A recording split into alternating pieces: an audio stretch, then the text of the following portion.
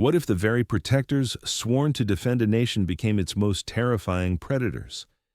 Picture a specialized military unit established by the government to dismantle drug cartels, only to morph into the continent's deadliest criminal syndicate. Imagine soldiers, elite fighters honed by American Green Berets and Israeli Special Forces, abandoning their oath not for ideology, but for sheer profit, peddling their lethal skills on the black market of violence. What transpires when the masters of counter-insurgency, experts in interrogation and urban warfare tactics, find themselves operating on the wrong side of the law? What happens when the elite, entrusted with safeguarding the populace, sell their expertise to Mexico's most dangerous drug lord? The answers to these questions are etched in blood across the streets of Tamaulipas, Nuevo León, and Coahuila. This narrative didn't begin in impoverished slums or remote mountain cocaine labs. It unfolded within the barracks of the Mexican army, where, in the waning years of the 20th century, an organization emerged that would forever alter the face of Latin American crime. This is the saga of Los Zetas, the precursors to the nightmare the world would come to know as the Cartel del Noreste, and it all commenced with one man, one proposition, and one profound betrayal. In the year 1997, the Mexican government faced a burgeoning crisis that threatened to engulf entire states. Drug cartels were becoming too formidable, too well-armed, and too organized for ordinary police forces to contend with. The Gulf Cartel, which controlled strategic smuggling routes along the Texas border, had transformed into a parallel power within the state of Tamaulipas. Its leader, Osiel Cárdenas Guillén, was a man of keen intellect, ruthlessness, and strategic foresight that would be envied by military generals. Osiel understood a simple truth. In war, victory goes not to the one with the most drugs, but to the one with the superior army. While other cartels recruited street thugs and ambitious adolescents from the barrios, Cárdenas Guillén conceived something unprecedented. He decided to acquire the deadliest weapon money could buy. He decided to buy Mexico's elite soldiers. In that same year, 1997, the Mexican government, aiming to bolster its fight against drug trafficking, established a special unit named Grupo Aeromóvil de Fuerzas Especiales, abbreviated GAFE, which translates to Special Forces Airborne Group. These were no ordinary soldiers. They represented the pinnacle of Mexico's military might. Fighters selected from thousands of candidates, subjected to rigorous selection and training that included instruction from American advisors at the Fort Benning School in Georgia, where the legendary Green Berets are forged. They delved into counterinsurgency tactics, urban operations, precision marksmanship, interrogation methods, explosive handling, and much more. GAFE combatants wielded the most modern weaponry, possessed a deep understanding of the psychology of war, excelled in coordinated group actions, and were utterly ruthless. They were trained to kill efficiently, swiftly, and without hesitation. The government invested millions of dollars in their preparation, equipment, and maintenance, banking on these men becoming the state's bulwark against the escalating cartel threat. But events unfolded differently. The fundamental issue was the ludicrously low pay within the Mexican army. Even an elite GAFE combatant who risked their life in operations against heavily armed criminals received a paltry sum of approximately $400 to $500 per month, barely enough to feed a family. Simultaneously, drug cartels were raking in billions, with money flowing like rivers. Osiel Cárdenas Guillén grasped this perfectly. And when, in the year 1998, he encountered the man who would irrevocably alter the landscape of Mexican drug trafficking, he extended an offer that proved irresistible. That man was Arturo Guzmán Decena, a junior corporal in the Mexican army, serving in the elite GAFE unit. Guzmán Decena was a top-tier professional, a seasoned fighter, well-trained, and a participant in real operations against criminal organizations. Yet, he was also a disillusioned man, weary of the destitution his homeland offered in exchange for loyalty and spilled blood. When Osiel presented him with $10,000 a month, a sum 20 times greater than his military salary, simply to become the personal bodyguard for the head of the Gulf Cartel, Guzmán Decena did not deliberate for long. He deserted, and he became the first. He was assigned the code name Zeta-1. Thus, the legend of Los Zetas was born. However, Arturo Guzmán Decena understood that a lone man, no matter how skilled, could not ensure Cárdenas's complete protection. He needed a team. And so, Zeta-1 commenced recruitment. Leveraging his military contacts, he established communication with other GAFE and special unit combatants who, like him, were discontent with their meager pay and lack of prospects. The proposition was straightforward and enticing. Defect to the Gulf Cartel, receive 20 times more money, gain access to superior weapons and equipment, and simultaneously continue doing what they did best, waging war. By the close of the year to 1999 and the dawn of the year 2000, an additional 24 combatants had joined Zeta-1, predominantly from GAFE, but also from other elite units of the Mexican Armed Forces. Among them were Heriberto Lascano, who would become the future Zeta-3 and one of the organization's most cruel leaders, and Miguel Ángel Treviño Morales, known as Zeta-40, who would later command the cartel and become a symbol of absolute terror. Each was assigned their own number, from Zeta-1 to Zeta-25. These were not mere bodyguards. They were a private army, trained for professional killing, coordinated action, and the application of military tactics in street warfare.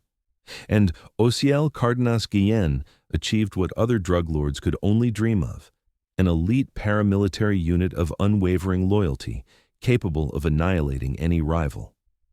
Los Zetas' initial operations involved acting as bodyguards and carrying out particularly crucial tasks for the Gulf Cartel. But it quickly became apparent that their potential far exceeded these roles.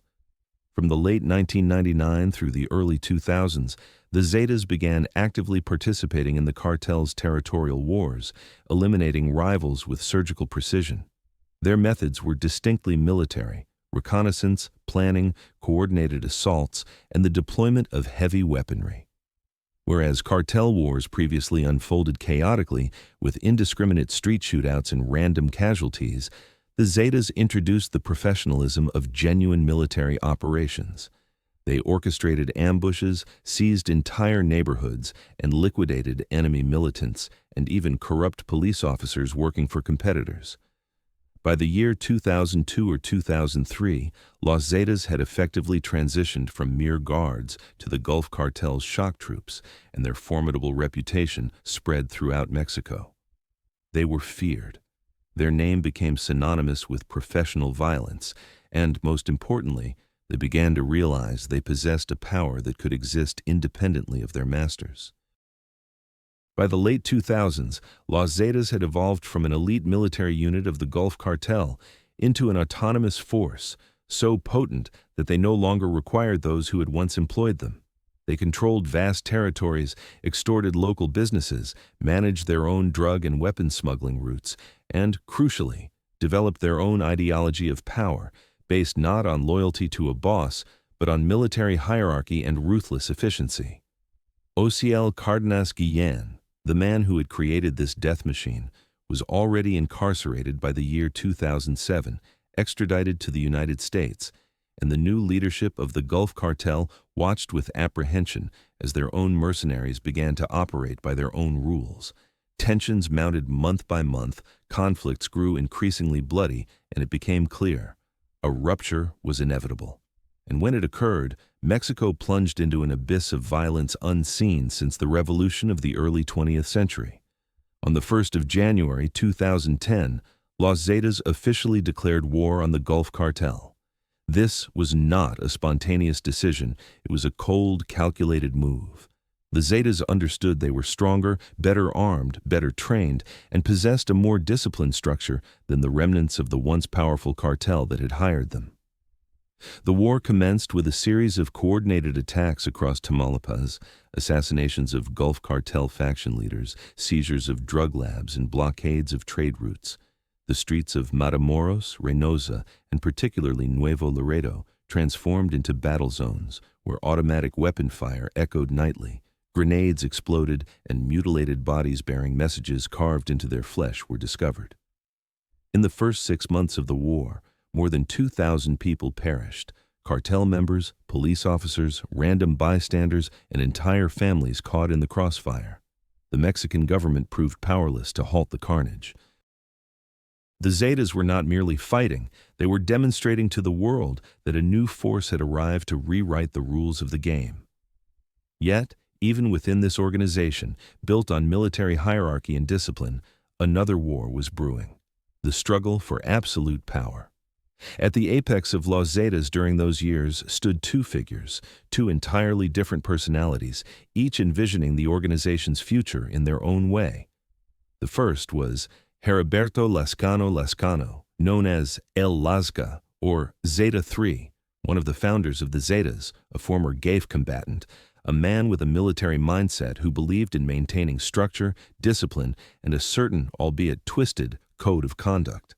Lascano was a tactician, a strategist, a commander who meticulously planned operations and considered long-term objectives.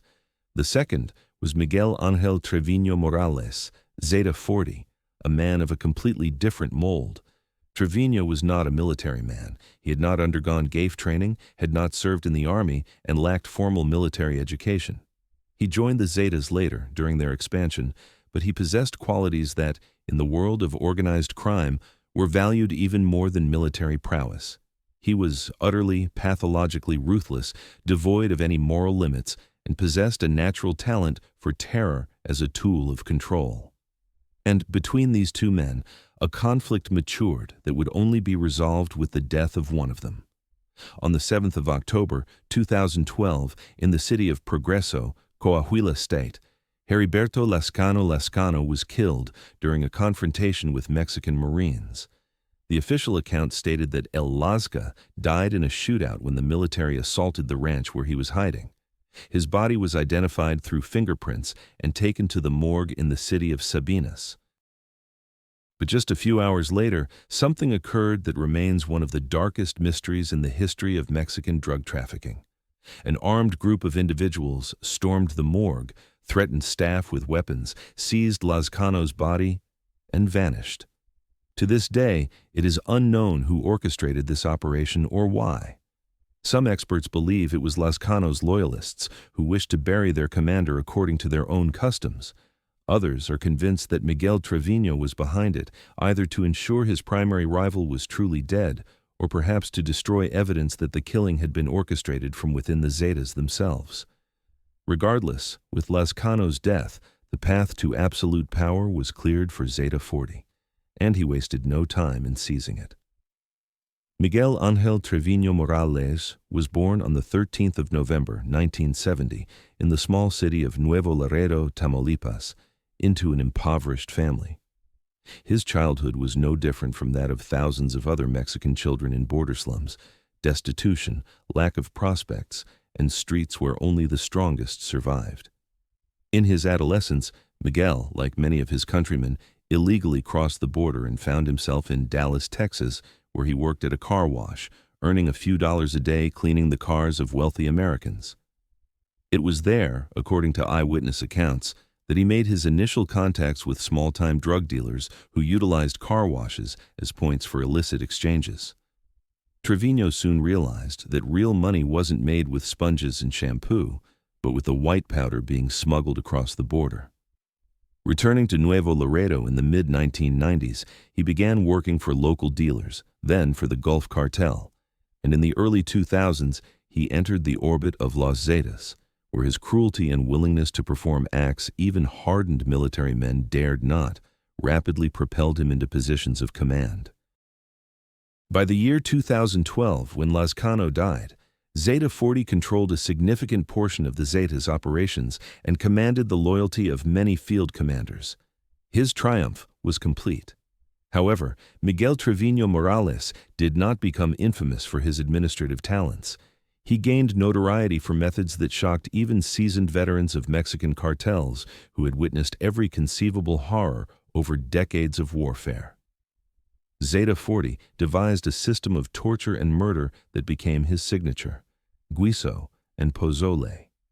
Guiso, which translates to stew, involved executions where victims, while alive, were placed into 200-liter metal barrels, doused with gasoline or diesel, and set ablaze, slowly burning to death. But this was merely the beginning. Those deemed especially egregious traitors faced the pozole, a method where victims' bodies were dismembered and boiled in large metal vats with caustic soda or acid until their tissues completely dissolved. These executions were not conducted in secret. Z-40 personally attended, observing the agony of his enemies, employing fear as the ultimate weapon of control. During his 3-year reign, from the year 2012 to the year 2015, more than 15,000 individuals were killed in territories controlled by Los Zetas, and these are only the documented cases. The true figure is likely several times higher. But even the most ruthless empires, built on fear and blood, cannot exist indefinitely, especially when they draw the attention not only of the Mexican state, but also of the world's most powerful intelligence apparatus, the United States of America.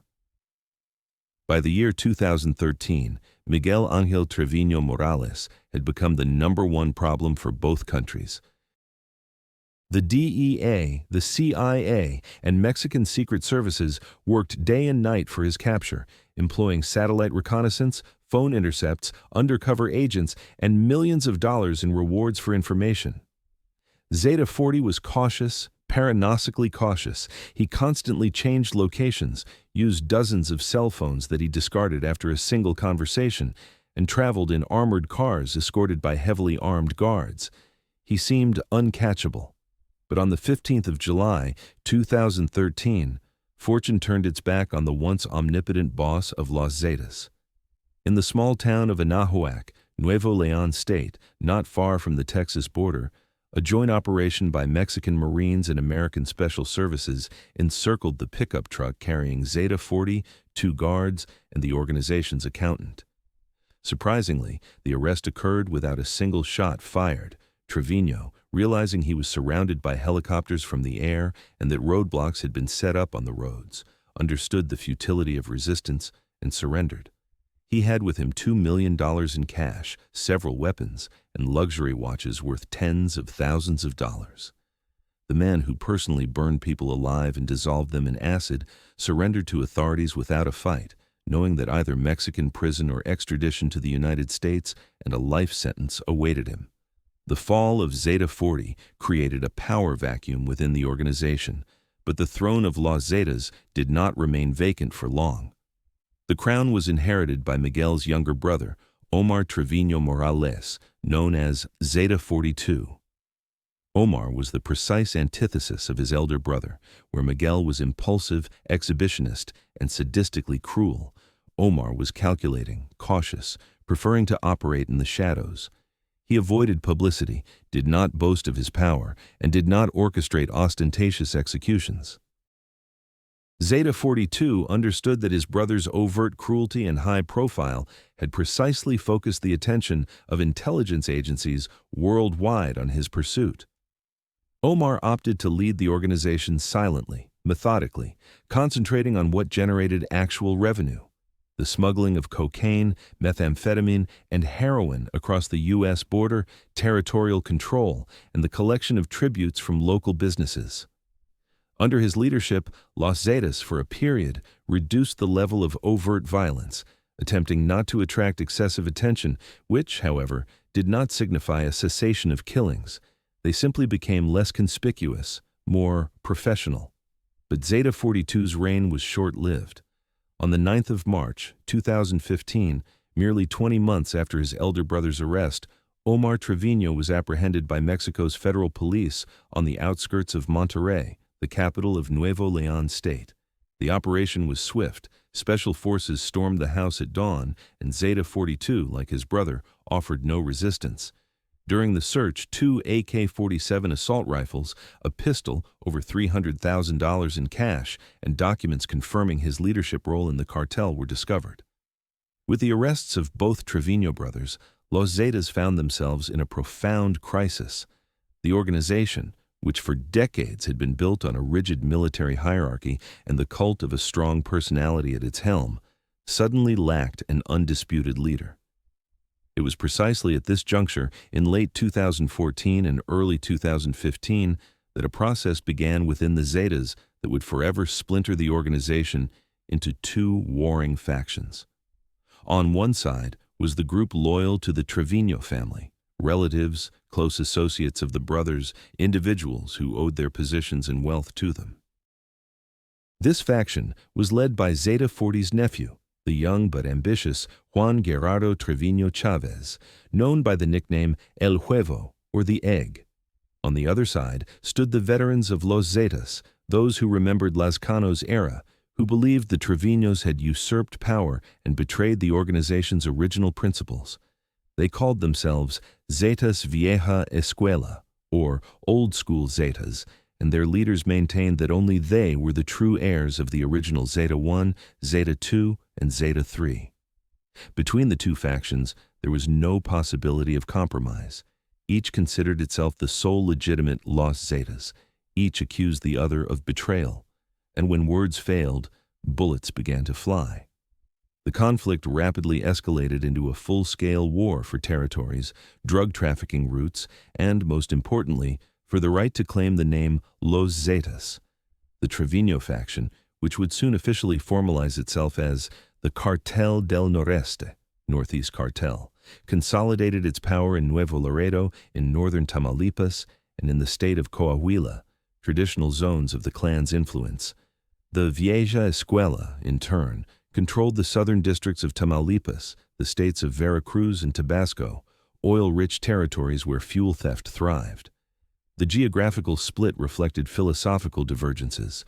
The CDN focused on controlling key border crossing points with the U.S. and direct drug smuggling, while the Old School diversified its revenue, engaging not only in drugs but also in kidnappings, extortion, and huachicoleo, the theft of petroleum products from state company Pemex pipelines.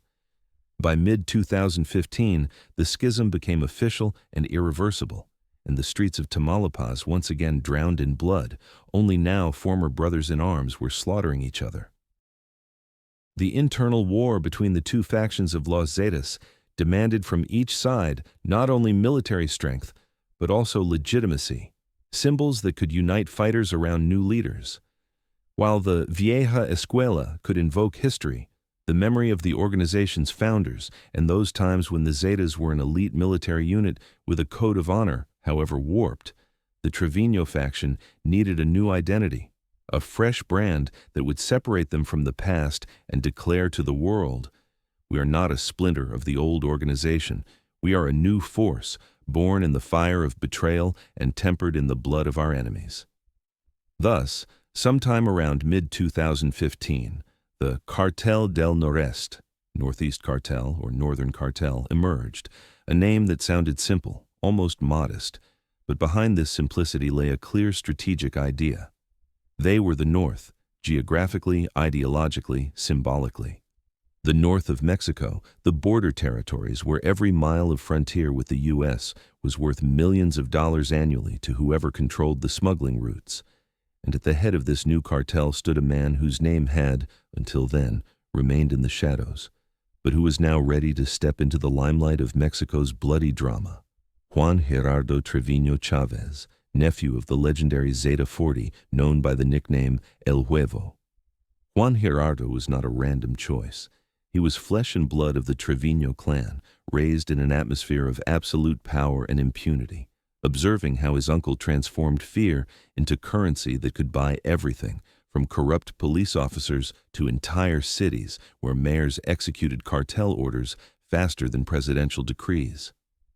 El Huevo was young, just having turned 30, but he perfectly understood the organization's operational mechanisms, knew key personnel, controlled financial flows, and, most importantly, commanded undisputed authority among those loyal to the Treviño family.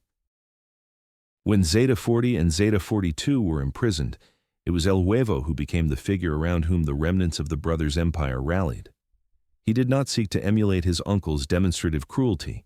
His management style was more pragmatic, more corporate, if that word can be applied to an organization whose primary business involved transporting death across the border. Juan Gerardo recognized that the CDN was numerically disadvantaged compared to the Zetas Vieja Escuela and their Gulf Cartel allies. The veterans controlled more territory, had more men, and more weapons. But the CDN's smaller number of combatants was offset by their concentration on key points and absolute loyalty to the command structure. The geography of the split reflected not only military logic, but also economic rationale. The CDN consolidated its power in Nuevo Laredo, a city through which almost 40% of all legal trade between Mexico and the United States flows, automatically making it an ideal hub for drug, weapons, and human smuggling. Controlling Nuevo Laredo meant controlling a gold mine that yielded hundreds of millions of dollars annually. In addition to this, the CDN maintained positions in Coahuila State, rich in coal and natural resources, and in northern Tamaulipas, where critical highways leading to other border crossings were located. The Zetas Vieja Escuela, in turn, retreated south to Veracruz, where port infrastructure allowed for receiving cocaine from South America, to Tabasco with its oil fields, and to southern Tamaulipas, where they could exploit Pemex pipelines, siphoning off tens of thousands of barrels of fuel each month. But the old school's most significant strategic decision was to rekindle an alliance with the Gulf Cartel, the very organization Los Zetas had fought since the year 2010. The irony was palpable. The Zetas, once created to protect the Gulf Cartel, then betrayed it and declared war, now extended a hand to their former masters, uniting against a common enemy, the Cartel del Noreste. The first blood of the new war was spilled in the spring of 2015, when clashes between the CDN and the Vieja Escuela erupted across Tamaulipas. These were not chaotic shootouts, but methodical planned operations of mutual destruction. Road ambushes, attacks on safe houses, kidnappings of rival group members followed by torture and demonstrative executions, all became the new norm in a region where people had grown accustomed to violence but had never witnessed such a scale, not even in the bloodiest years of the war with the Gulf Cartel. In the first 6 months of the conflict, according to data from Mexican human rights organizations, more than 800 people died, and these are only the bodies that were found and identified. How many people disappeared into mass graves, dissolved in acid, or burned in secret ranches, no one knows. But Juan Gerardo Treviño Chavez perfectly understood that to maintain power over strategically important territories like Nuevo Laredo and the northern smuggling corridor, it wasn't enough simply to bear the Treviño name and invoke the memory of legendary uncles.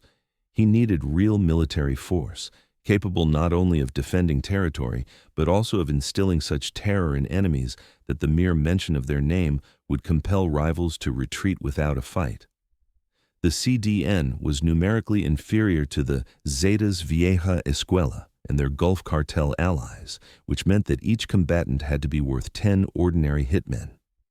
An elite, a shock force, was needed to compensate for the enemy's numerical superiority with an absolute superiority in training, armament, and ruthlessness. And sometime in late 2015 and early 2016, deep within the Cartel del Noreste, a unit was born whose name would soon become synonymous with nightmare not only for rival cartels, but also for the Mexican military. Tropa del Infierno, the Hell Troops. The creation of the Tropa del Infierno was not a spontaneous decision, but a deliberate strategy, inspired by the very origins of Los Zetas, the idea of transforming military discipline and tactics into a weapon for the criminal underworld. If the original Zetas were formed from deserters of elite army units, now, with the army having tightened controls and recruiting active special forces having become practically impossible, the CDN chose a different path. They began to raise their own soldiers from scratch, selecting young men from the poorest neighborhoods of Nuevo Laredo and surrounding towns, training them using military methodologies still preserved in the memory of the organization's veterans. The commanders of the Hell Troops became individuals called estacas, regional managers who controlled specific territories and were responsible for forming combat cells of 8 to 12 fighters each. The structure was rigid, hierarchical, with a clear chain of command and absolute subservience to orders from above. Any disobedience was punished instantly and cruelly. There was no place in the Tropa del Infierno for doubters or the weak. Discipline was maintained by the same methods with which Z-40 once held the entire organization in fear, torture, and public executions of traitors. But the true advantage of the hell troops was their armament, an arsenal that would be the envy of many regular armies of developing nations. The CDN established direct channels for weapon smuggling from the United States, utilizing the same straw buyers and corrupt dealers through whom Mexican cartels had acquired American weapons for decades. In the arsenals of the Tropa del Infierno appeared Barrett M82 50-caliber sniper rifles, monstrously powerful systems capable of perforating the engines of armored cars and downing helicopters from a distance of 1.5 kilometers, costing approximately $10,000 to $12,000 each on the black market. Added to this were AR-15 assault rifles with underbarrel grenade launchers, M249 SAW machine guns, capable of creating a density of fire that suppressed any police resistance, and dozens of pistols of various calibers. But the crowning achievement of the CDN's military technical prowess was the so-called monsters, armored Ford F-350 and Dodge Ram pickup trucks, which in clandestine workshops were clad with 1-inch thick steel plates, transforming them into improvised combat vehicles. On the beds of these trucks, machine gun turrets were installed, firing ports were cut, and chassis were reinforced. These vehicles could withstand automatic weapon fire and ram police roadblocks, turning street clashes into veritable tank battles. An even more unsettling aspect of the Tropa del Infierno was their psychological warfare tactics. Unit combatants wore military uniforms, virtually identical to those of the Mexican Marines, camouflage, tactical vests, helmets, and face masks. This created monstrous confusion among the civilian population and even among law enforcement itself.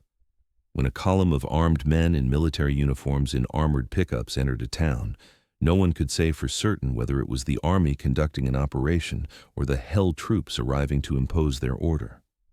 This camouflage tactic allowed the CDN to move freely through territory, establish roadblocks, stop cars, and interrogate drivers, mimicking a military operation. But the darkest secret of the Tropa del Infierno was the age of many of its combatants. The CDN actively recruited adolescents aged 13 to 17 from Nuevo Laredo's poorest neighborhoods, where prospects for legal income were virtually non-existent. These children were offered weapons, money, status, a sense of belonging to something larger than the destitution of their paternal homes. They were trained to kill, instilled with a cult of violence and absolute subservience to commanders. The CDN's child soldiers transformed into ruthless killers, devoid of empathy, for whom human life held no value. On the 2nd of July, 2020, the world received a tangible demonstration of how formidable the military might of the hell troops had become. On the outskirts of Nuevo Laredo, a large-scale clash occurred between a column of the Tropa del Infierno and a unit of the Mexican army. The firefight lasted several hours, transforming the rural area into a combat zone with the use of heavy weapons. When the smoke cleared, 12 members of the CDN lay dead, and the military seized 2 50-caliber Barrett rifles, several automatic rifles, thousands of rounds of ammunition, and 2 armored pickup trucks. But the sheer quantity of seized weapons and the ferocity of the resistance shocked military analysts. This was no longer a cartel in the traditional sense, it was an army. But the military might of the hell troops was merely a tool to achieve the Cartel del Noreste's primary objective: absolute control over territories through systematic terror, so omnipresent and ruthless that any thought of resistance, collaboration with authorities, or rival cartels had to be stifled at its inception by paralyzing fear. The CDN inherited from its predecessors, Los Zetas, not only organizational structure and warfare methods, but also the philosophy of violence as a universal language of power. And if Z-40 became notorious for his guiso and pozole, the new generation of CDN leaders elevated these methods to an industrial scale of death production, where human lives were ground up with the same mechanical regularity with which factories process raw materials. The legacy of this philosophy can be traced back to events that transpired even before the official birth of the Cartel del Noreste. but whose shadow still looms over everything this organization does: the massacre in the city of Allende, Coahuila State, in March of 2011, when Los Zetas, under the command of Z-40's men, effectively wiped an entire town off the map. The events in Allende commenced on the 18th of March, 2011, and continued for several days, escalating into one of the most monstrous mass executions in the history of Mexican drug trafficking. According to survivor testimonies and documents declassified years later, Zeta militants stormed the city in a convoy of dozens of trucks, heavily armed, and began methodically kidnapping people, men, women, adolescents, from homes, streets, bars, and shops. Victims were transported to ranches outside the city, where they were interrogated, tortured, and killed, their bodies either burned in 200-liter metal barrels or buried in mass graves. The official victim count ranges from 150 to 300 individuals. The exact figure is impossible to ascertain because many bodies were completely obliterated by fire, and relatives were too terrified to report disappearances, fearing they would become the next targets. The motive for the massacre was suspicion that some Allende residents were collaborating with a rival cartel or relaying information to authorities. But very quickly, the operation devolved into an orgy of violence, where killings were not based on lists, but on the arbitrary whims of commanders, where entire families, including children, were caught in the crossfire simply because a hitman suspected them of something or merely coveted their possessions. This massacre became symbolic of how the Zetas treated the civilian population, not as people, but as expendable material in their war for territory. When, in the year 2015, the CDN separated from the Vieja Escuela and began to construct its own empire, it did not forsake this brutal legacy. Rather, it refined it. In territories controlled by the Cartel del Noreste, so-called safe houses emerged, outwardly normal buildings in residential neighborhoods that, internally, transformed into factories of torture and death. Here, kidnapped cartel enemies, suspected informants, debtors, and members of rival groups were brought. Tortures lasted for days. Victims were beaten with clubs, their fingers and entire limbs severed, their bodies burned with torches, all while extracting information about enemy plans, the location of money or weapons, or the names of accomplices. After victims ceased to hold value as sources of information, or when the executioners simply tired of their work, the execution phase began. Some were shot on the spot, others were taken to desert areas of Coahuila or Tamaulipas and buried in unmarked graves, while still others were burned, replicating the methods of the Allende massacre. The exact number of victims who passed through these death houses from the year 2015 to the year 2020 is unknown. But according to estimates by Mexican human rights organizations, in Nuevo Laredo alone during this period, more than 2,500 people disappeared or were killed, with the majority of these incidents linked to CDN activities. One of the Cartel del Noreste's most notorious crimes was the massacre of migrants in January of 2021 in Tamaulipas State. 19 bodies, citizens of Guatemala and Honduras, individuals attempting to reach the American border in search of a better life, were discovered carbonized in 2 trucks, shot and burned alive. According to the testimonies of survivors who miraculously escaped, a group of armed men in pickup trucks stopped a bus carrying migrants, ordered everyone to disembark, and then began interrogating them to determine if any members of hostile cartels were among them. When the migrants failed to provide satisfactory answers or simply appeared suspicious, they were shot, and the vehicles were set ablaze.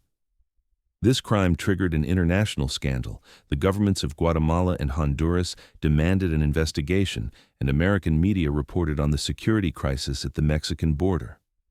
But for the CDN, this was merely routine, another operation to cleanse the territory of potential threats.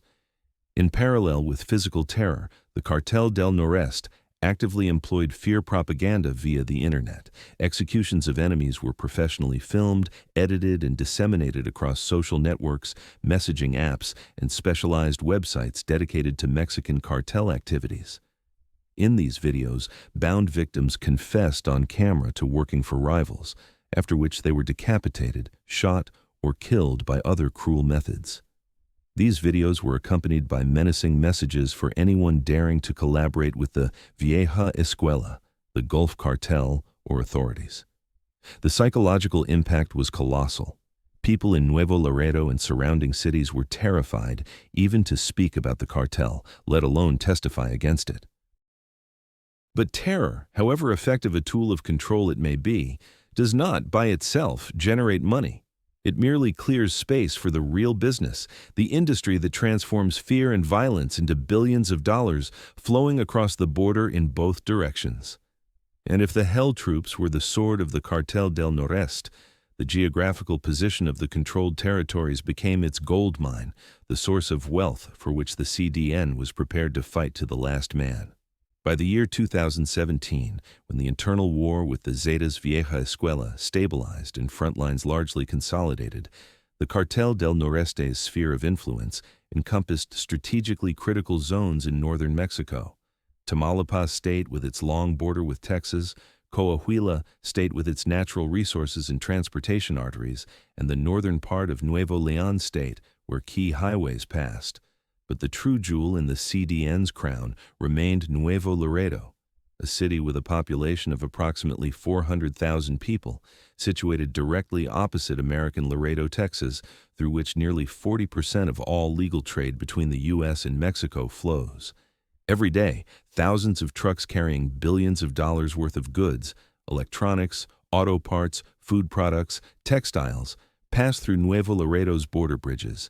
And within this gigantic flow of legal merchandise, tons of illegal cargo dissolve: cocaine, methamphetamine, heroin, and fentanyl, which the CDN transports north, receiving in return weapons and cash dollars flowing back south.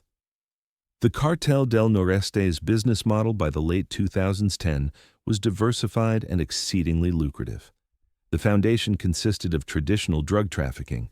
Cocaine, purchased from Colombian and Peruvian suppliers through intermediaries, was transported across Mexico to the northern borders, where the CDN controlled the final, most valuable segment of the route. A kilogram of cocaine, which cost approximately $2,000 in Colombia, saw its price rise to $10,000 to $15,000 in Nuevo Laredo, and after cross-border transport, its wholesale value in Texas reached $25,000 to $30,000. The CDN took its cut at every stage, either as the owner of the cargo or as the provider of transport services for other cartels, collecting payment for passage through its territory.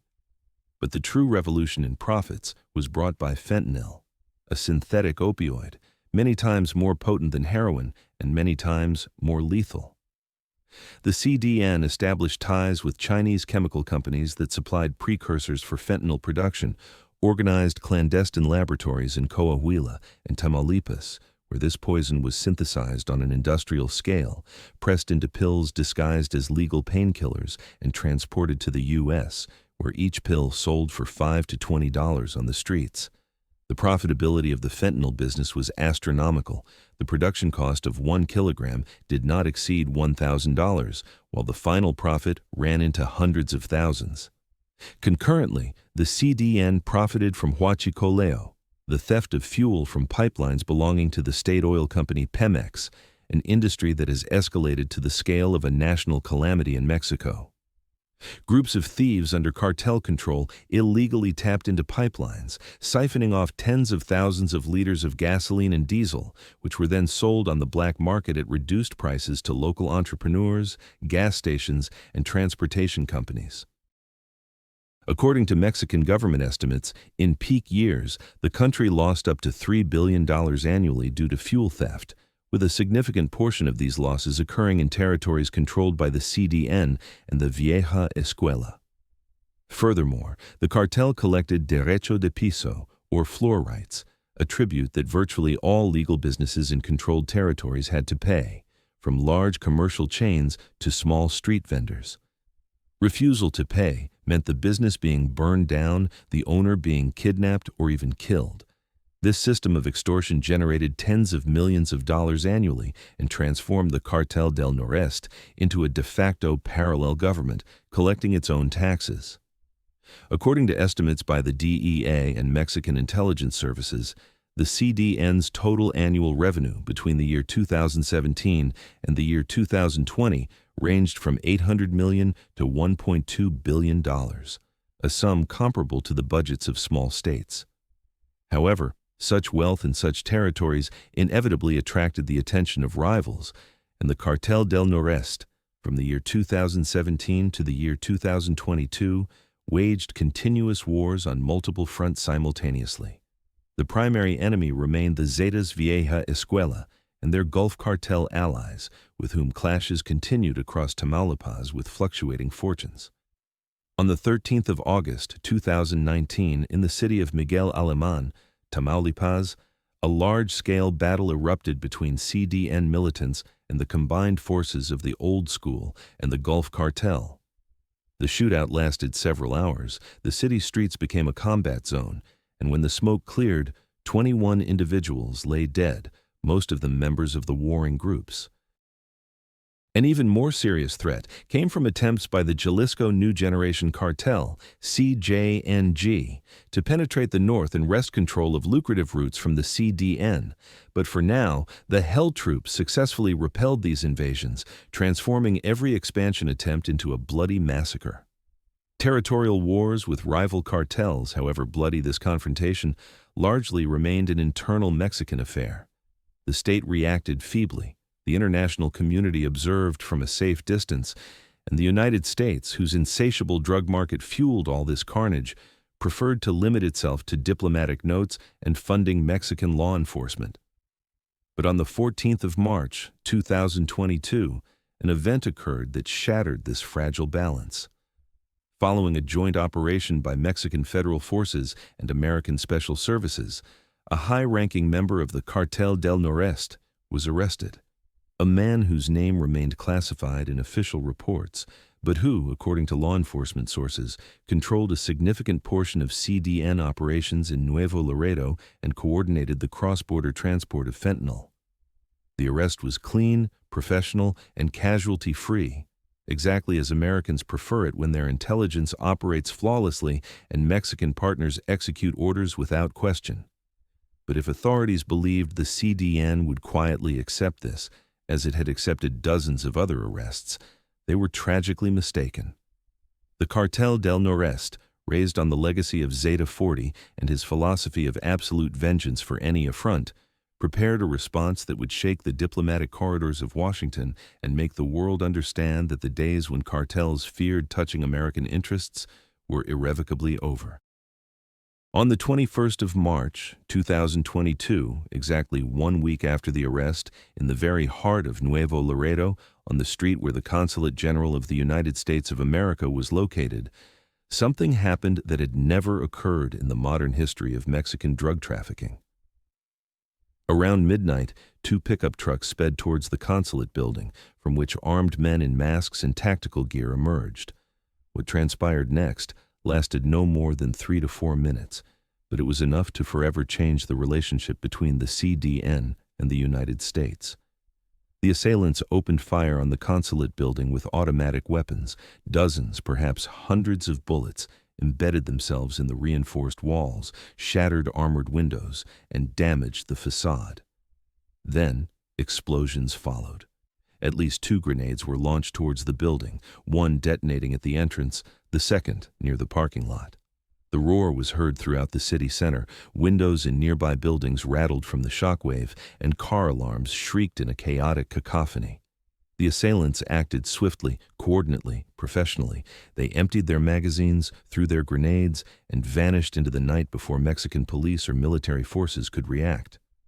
When the smoke cleared, and consulate employees who had taken refuge in protected rooms according to security protocol cautiously emerged, they saw the building riddled with bullets, with broken windows and a damaged facade, but, and this was a true miracle, no one had died, no one had even been injured. The reaction from the United States was immediate and furious. The State Department promptly closed the consulate in Nuevo Laredo indefinitely, evacuated all personnel, and issued an urgent warning for American citizens to avoid travel to the region. Diplomatic channels between Washington and Mexico City became red-hot with angry demands. American authorities insisted on an immediate investigation, the arrest of those responsible, and a reinforcement of military presence in Tamaulipas. This was not merely an attack on a building. It was a direct insult to U.S. sovereignty, a symbolic slap to the world's greatest power by a cartel that sent a clear message. We are not afraid of you. We will attack your interests on our territory and dictate the rules of the game. In the history of Mexican drug cartels, this was an unprecedented event. Neither Escobar's Medellin cartel, nor El Chapo's Sinaloa cartel, nor even El Mencho's CJNG had ever dared to directly attack an American diplomatic representation. The CDN crossed a red line, and this transformed it from a regional cartel into an international security problem, one that would be dealt with not only by Mexican authorities, but by the entire apparatus of American intelligence and law enforcement agencies. The consulate remained closed for an entire month, security was restored, the building repaired, and protection systems reinforced, but the symbolic damage inflicted was irreparable. The world witnessed that in northern Mexico, a criminal organization existed so audacious and so certain of its impunity that it was prepared to attack the United States. And this audacity came at a price. From March to December of 2022, a large-scale operation by Mexican and American special services unfolded in CDN-controlled territories. More than 40 cartel members were arrested, including several regional commanders responsible for drug trafficking logistics and coordinating the Tropa del Infierno. Tons of drugs, dozens of weapons, and millions of dollars in cash were seized. The pressure intensified each month, and the CDN, for the first time since its creation, experienced what it meant to become the #1 target not for one nation, but for two. But the increased pressure from Mexican and American special services following the consulate attack was just the beginning of the systemic destruction of the Cartel del Noreste's command structure, a process that extended for years and ultimately decapitated the organization, stripping it of charismatic leaders and transforming it into a decentralized network of local cells, fighting more for survival than for expansion. The first and most painful blow to the CDN was delivered even before the consulate attack. On the 14th of September 2016, when U.S. federal agents arrested Juan Gerardo Treviño Chavez, known as El Huevo, on U.S. territory in Houston, Texas. The nephew of the legendary Z-40, the man who had led the Treviño faction after his uncle's arrests and had become the architect of the Cartel del Noreste's creation as a separate organization, found himself in American handcuffs. The circumstances of his arrest remained shrouded in mystery. According to one version, El Huevo crossed the border for a meeting with drug trafficking partners and was tracked by DEA agents. According to another, he was betrayed by one of his own, someone who decided that collaboration with American authorities was more advantageous than loyalty to the Treviño clan. Regardless, Juan Gerardo faced American justice, and the charges brought against him were crushing. The 11 federal counts included conspiracy to import and distribute cocaine, methamphetamine, and heroin within the U.S., money laundering through complex schemes using shell companies and offshore bank accounts, and, what particularly shocked public opinion, the use of minors in the cartel's criminal operations. This last charge directly referred to the CDN's practice of recruiting adolescents aged 13 to 17 into the Tropa del Infierno, transforming children into hitmen and drug couriers. Juan Gerardo faced multiple life sentences, and his case dragged on for years until the 18th of November 2024, when an event effectively ended his criminal career. El Huevo pleaded guilty to all 11 counts. The plea bargain, if one existed, remained behind closed doors. But the fact remains, the man who could have fought until the end, who had the financial resources to hire the country's best lawyers, capitulated to American justice. He faces life imprisonment without the possibility of parole, and in all likelihood, he will spend the rest of his days in some maximum security federal prison, where the name Treviño no longer means anything. But El Huevo's fall was merely the prologue to an even more symbolic event. On the 2nd of March, 2025, the world learned that two men whose names had for decades instilled terror across Mexico would finally face American justice. Miguel Ángel Treviño Morales, Z-40, and his younger brother Omar Treviño Morales, Z-42, were extradited from Mexican prisons to the United States. The brothers, who had ruled Los Zetas with an iron fist, who had transformed torture into an art form and terror into a management philosophy, who personally ordered the executions of hundreds, perhaps thousands of people, now sat in American pretrial detention cells, awaiting trial. The charges against them included dozens of murders, torture, leading a transnational criminal organization, money laundering on a particularly grand scale, and conspiracy to import drugs. The prosecution possessed the testimonies of dozens of witnesses, including former cartel members who had agreed to cooperate in exchange for reduced sentences, wiretap recordings, and financial documents seized during raids. The case appeared ironclad. But on the 11th of September, 2025, the American prosecution made an unexpected statement. They would not seek the death penalty for the Treviño brothers. The reasons for this decision remained unclear. Perhaps it was part of a deal, or perhaps prosecutors decided that life imprisonment in a supermax American prison was a worse fate than a swift death by injection. In parallel with the destruction of the Treviño clan's leadership, Mexican authorities continued their hunt for the CDN's operational commanders within Mexico itself. On the 3rd of February, 2025, Ricardo González Sauceda, known as El Ricky, was arrested in Nuevo Laredo, the man whom Special Services considered the second most important person in the remaining structure of the Cartel del Noreste. At the time of his arrest, a rifle, a pistol, approximately 300 grams of methamphetamine, and 1,500 fentanyl pills were seized from him, a modest arsenal by cartel standards, indicating how cautious commanders had become, moving with minimal escort and minimal cargo to avoid attracting attention. The wave of arrests created a domino effect. Each arrested leader left behind a power vacuum filled by less experienced, less authoritative figures, and this transformed the CDN from a rigid hierarchical structure into a fragmented federation of local gangs. By the mid-2020s, the Cartel del Noreste had transformed into an organization that no longer fit the traditional definition of a drug cartel. It was not simply a criminal group involved in drug smuggling and extortion. It was a militarized structure that systematically applied terror against the civilian population, attacked state institutions and foreign diplomatic representations, and controlled territories with methods more akin to the actions of rebel armies in conflict zones than the operations of normal criminal syndicates.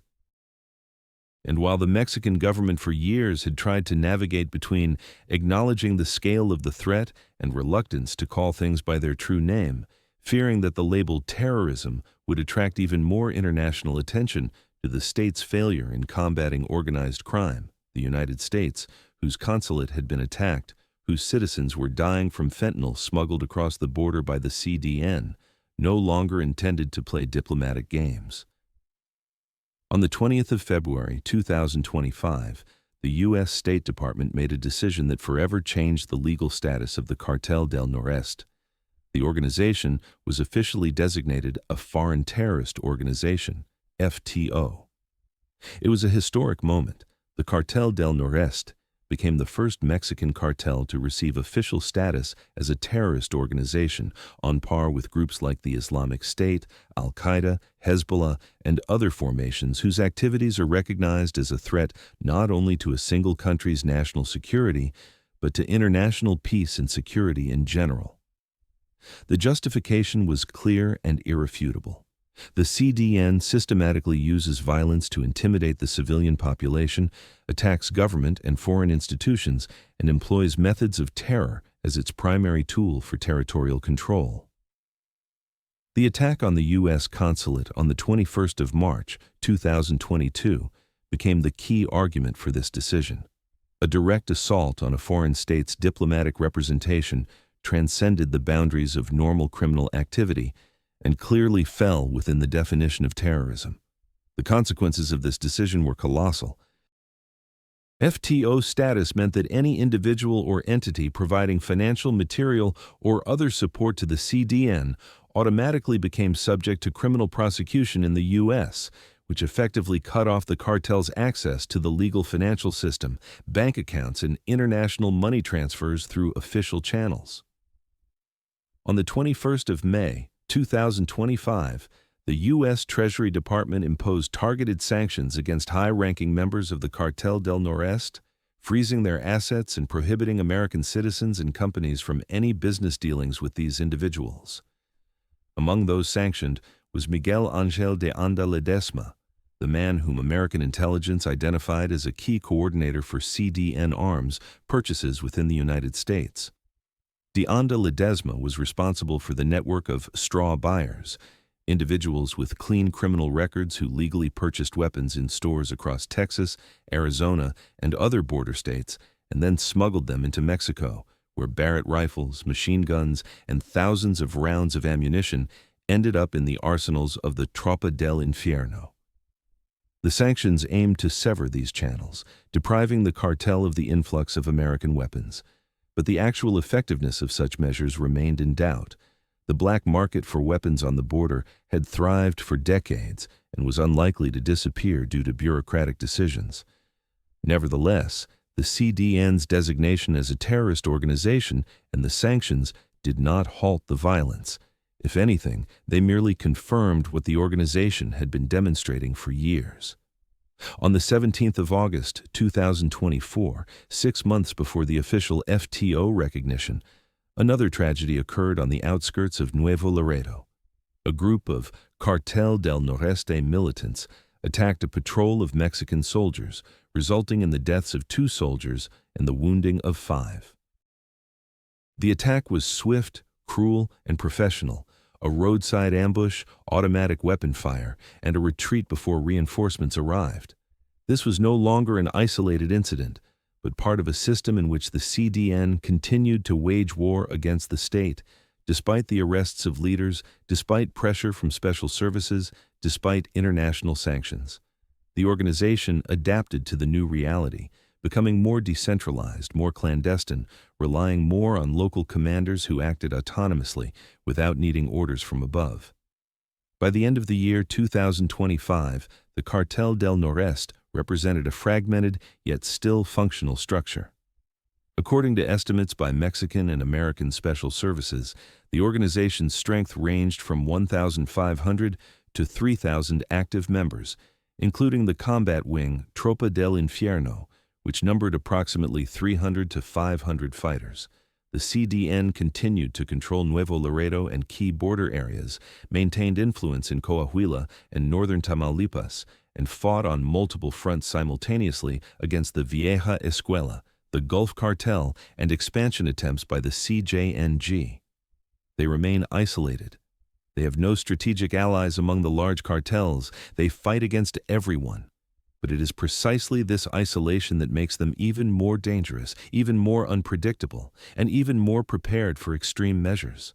The story of the Cartel del Noreste is the story of how a military elite transformed into a criminal army, how cruelty became the currency of power, and how an organization born from a split survived through terror.